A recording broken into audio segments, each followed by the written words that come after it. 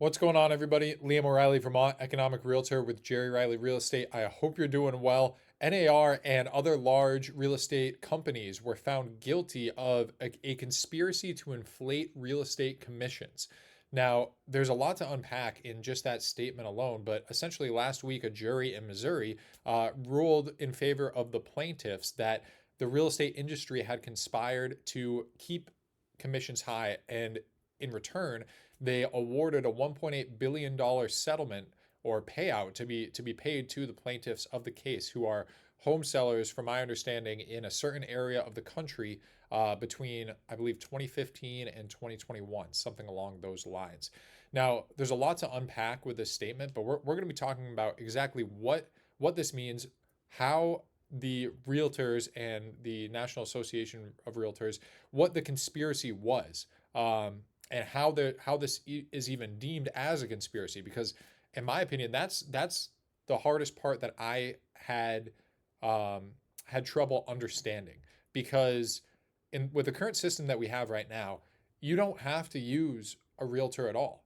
You could sell your home completely for sale by owner. You don't have to give any commission to any real estate agents if you don't want to.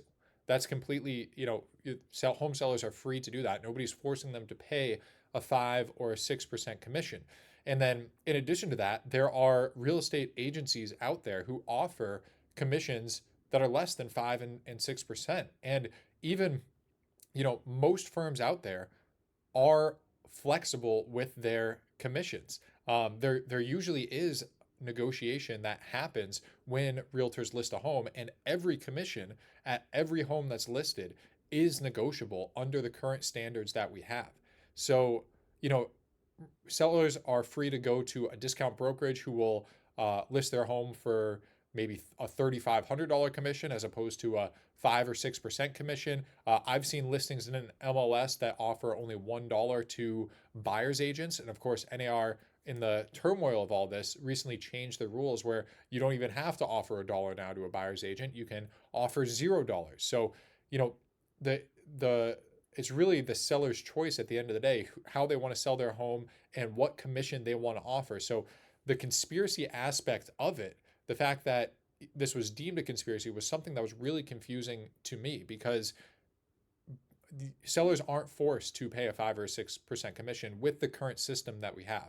So, in this video, we're going to talk about where that conspiracy lies and what this means for the overall housing market and for realtors and home buyers and sellers moving forward.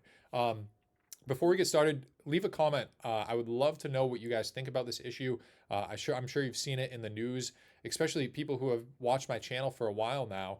I'm sure you have been keeping up with this verdict, and I would love to know what your thoughts are about this topic. So let's get into this article out of the Wall Street Journal right here. Jury finds realtors conspired to keep commissions high. And I think the conspired aspect of it is really the crux of this lawsuit, is that there was some conspiracy to charge more than they needed to, which, again, it's a little confusing because sellers don't have to use any commission. They don't have to work with a realtor in order to sell their home.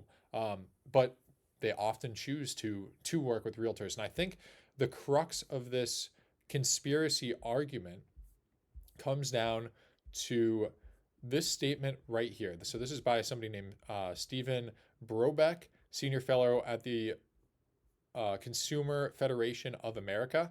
So he says here, under the current system, he said, sellers are overcharged and buyers are unable to negotiate commissions, and as a result, home costs are higher.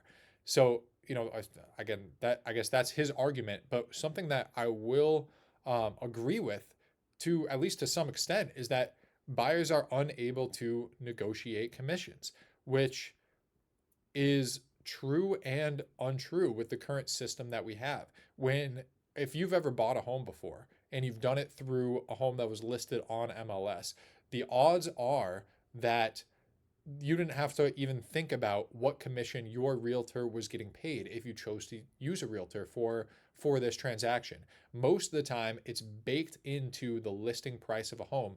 And because of that, there's no need for a buyer to negotiate the commissions because it's already worked into that listing price of the home. And so when I think about that, and you think about the whole conspiracy and how buyers through many of these transactions don't have the ability to negotiate the commission, even though the commission is negotiated.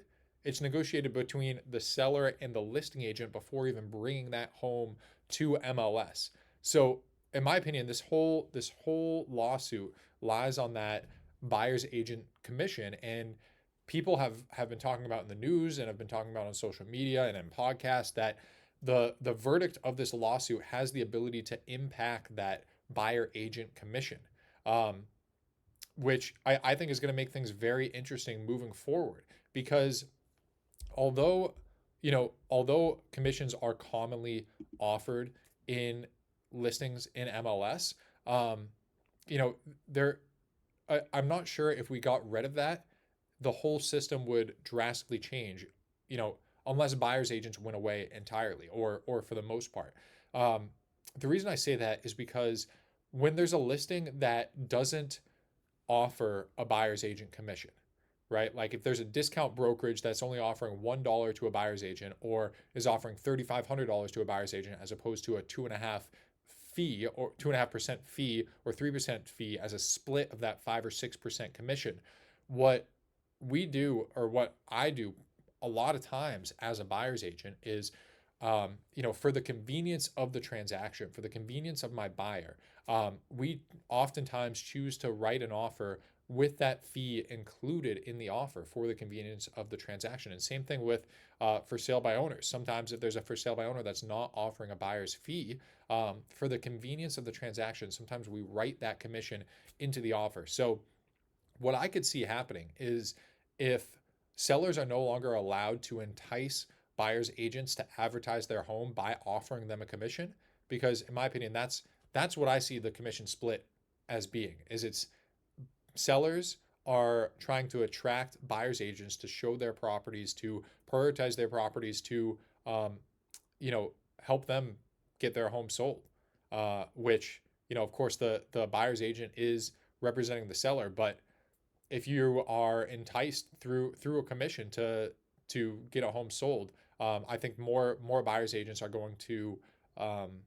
are going to show that property. And studies have shown that offering the commission does lead to a higher price. But I think if it were to be made illegal, if the buyer's agent commission split were to be made illegal and that responsibility was pushed onto the sellers, I think we'd see more offers that include the buyer's agent commission into the offer to help these first-time home buyers out.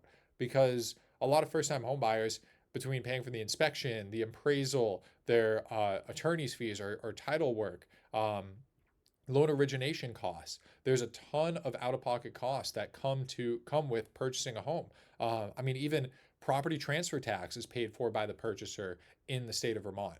So when you buy a home, you have to pay taxes on that purchase, and that's paid for by the purchaser. And that's, $500 for the first 100,000, and then I believe it's 1.75% for every amount over that first $100,000. So, that's thousands of dollars coming out of pocket for the purchaser. And when you buy a home, it's tough for people who aren't well off financially to come up with that extra cash to pay a buyer's agent. So a possible scenario that I could see happening is for buyer's agents, if commission is not included with listings like it has been for the majority of the listings in this current system, it's going to transfer into a model that is already being utilized for sale by owners that aren't offering commissions, or discount brokerages that are offering less commission than some buyers agents have come to an agreement with their purchasers, with their clients, to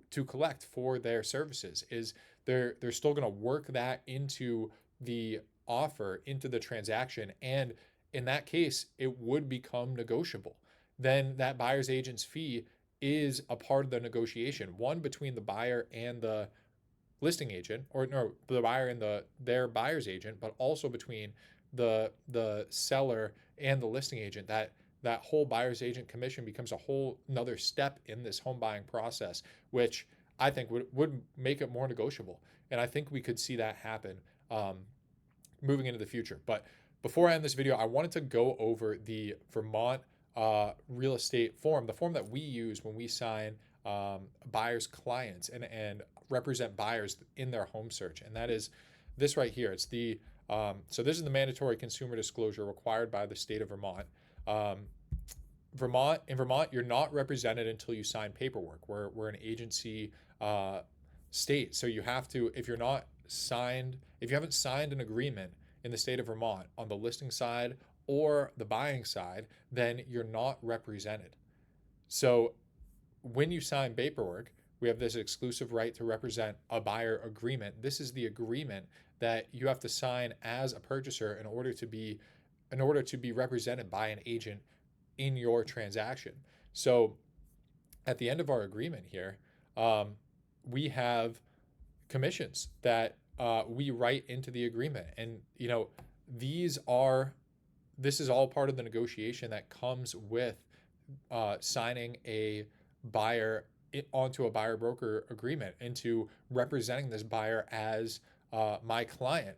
This is when we negotiate the commission that will be paid or due to us at closing is in this agreement. And so, although I guess the reason why I'm bringing this up is because although the commission is worked into the actual purchase and sale, or the listing that I am showing my clients, I am also negotiating that commission with them when we sign into a buyer representation agreement for the services that I provide.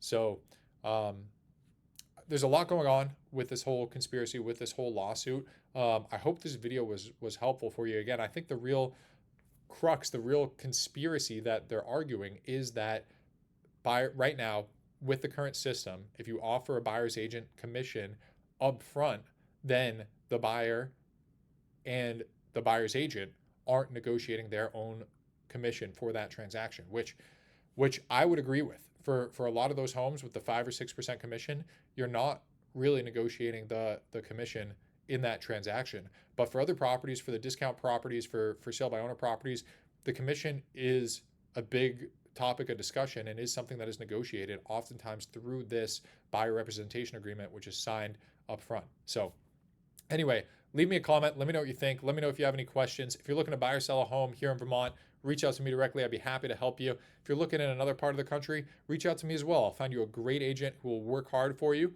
Other than that, I hope you guys enjoyed the video. Thank you for watching, and I'll see you in the next one.